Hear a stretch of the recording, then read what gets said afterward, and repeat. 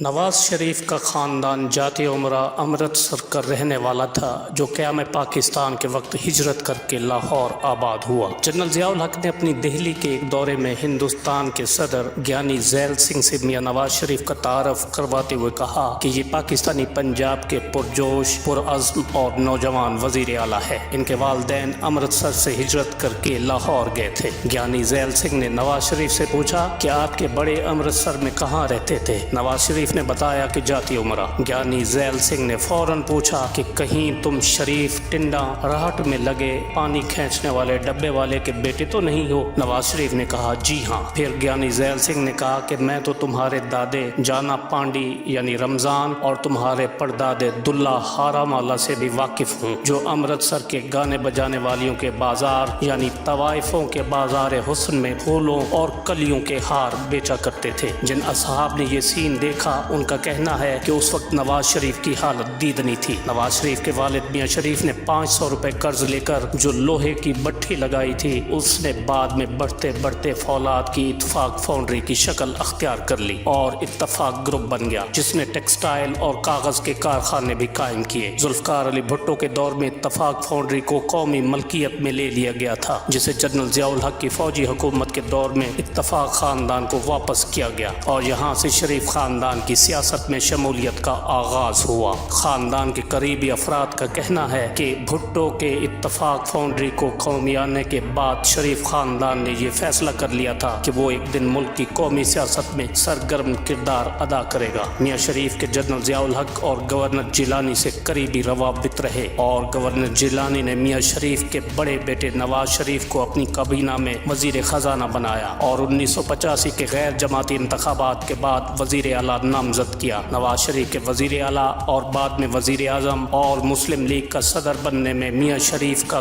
کلیدی کردار تھا جنہوں نے پاکستان کے طاقتور فوجی حلقوں اور پنجاب کے بااثر اخبارات کے مالکان سے قریبی تعلقات بنائے اور انہیں سیاسی مقاصد کے فروغ کے لیے استعمال کیا۔ میاں نواز شریف کی جب پہلی بار فوج کے سربراہ آصف نواز اور صدر غلام اسحاق خان سے اختلافات پیدا ہوئے تو ان دونوں نے میاں شریف سے رابطہ کیا اور میاں شریف کی مداخلت پر کئی بار بحران تھما۔ دوسری بار میاں نواز شریف کے اقتدار سے معزولی سے پہلے جب ان کے فوج کے سربراہ پرویز مشرف سے اختلافات کی خبریں گرم تھیں تب بھی جنرل پرویز مشرف نے رائے ونڈ کے فارم ہاؤس پر جا کر میاں شریف سے ملاقات کی تھی اور انہیں تجویز پیش کی تھی کہ نواز شریف کی بجائے شہباز شریف وزیر اعظم کا عہدہ سنبھال لیں۔ نواز شریف 25 دسمبر 1949 کو لاہور میں پیدا ہوئے۔ نواز شریف نے گورنمنٹ کالج یونیورسٹی لاہور سے تعلیم حاصل کی اور 1970 کی دہائی کے آخر میں سیاست میں داخل ہونے سے پہلے پنجاب یونیورسٹی لاء کالج سے قانون کی تعلیم حاصل کی۔ 1981 میں محمد ضیاء الحق کی فوجی حکومت کے دوران پنجاب کے وزیر خزانہ بنے۔ آمریت کے زیر سایہ 1985 میں ہونے والے غیر جماعتی انتخابات میں میاں نواز شریف قومی اور صوبائی اسمبلی کی سیٹوں پر بھاری اکثریت سے کامیاب ہوئے۔ 9 اپریل 1985 کو انہوں نے پنجاب کے وزیر اعلیٰ کی حیثیت سے حلف اٹھایا۔ 31 مئی 1988 کو جنرل ضیاء الحق نے جنیجو حکومت کو برطرف کر دیا تاہم میاں نواز شریف کو نگران وزیر اعلیٰ پنجاب کی حیثیت سے برقرار رکھا گیا۔ یہ عمل نواز شریف کے جنرل ضیاء سے قریبی مراسم کی نشاندہی کرتا ہے۔ جنرل ضیاء نے ایک بار نواز شریف کو اپنی عمر لگ جانے کی بھی دعا دی۔ 1988 میں پیپلز پارٹی کو شکست دینے کے لیے جب جنرل جیلانی نے خفیہ فنڈ استعمال کیا اور رقوم تقسیم کی تو نواز شریف صاحب نے بھی اس سے خوب فائدہ اٹھایا۔ انہوں نے جنرل جیلانی کے ایما اور فراہم کردہ سرمایہ سے اسلامی جمہوری اتحاد تشکیل دیا۔ اس کھلی دھاندلی کے ذریعے نواز شریف 1988 کے انتخابات میں دوبارہ وزیر اعلیٰ منتخب ہوئے۔ 1990 میں اسلامی جمہوری اتحاد کی سربراہی کی جس پر فتح ملی اور وزیر اعظم بنے۔ بعد میں یہ الزام لگایا گیا تھا کہ پاکستان کی انٹیلیجنس ایجنسی ISI نے نواز شریف کے حق میں انتخابی عمل میں لاکھوں روپے کی رشوت سیاستدانوں میں تقسیم کی۔ پہلی شریف انتظامیہ کو غلام اسحاق خان نے بدعنوانی کے الزام میں برطرف کر دیا جس پر نواز شریف نے عدالت عظمیٰ پاکستان سے رجوع کیا۔ 15 جون 1993 کو chief justice supreme court of Pakistan Naseem Hasan Shah نے نواز شریف کو بحال کر دیا۔ نواز شریف نے جولائی 1993 میں ایک معاہدے کے تحت استعفیٰ دے دیا جس کے باعث صدر غلام اسحاق خان کو بھی اپنا عہدہ چھوڑنا پڑا۔ نواز شریف فروری 1997 میں بھاری اکثریت سے دوبارہ اس عہدے پر فائز ہوئے۔ انہیں اکتوبر 1999 میں جنرل پرویز مشرف کی فوجی فوجی بغاوت میں عہدے سے ہٹا دیا گیا۔ فوج کی طرف سے ان کی حکومت ختم ہونے کے بعد ان پر مقدمہ چلا جو طیارہ سازش کیس کے نام سے مشہور ہوا۔ اس میں اغوا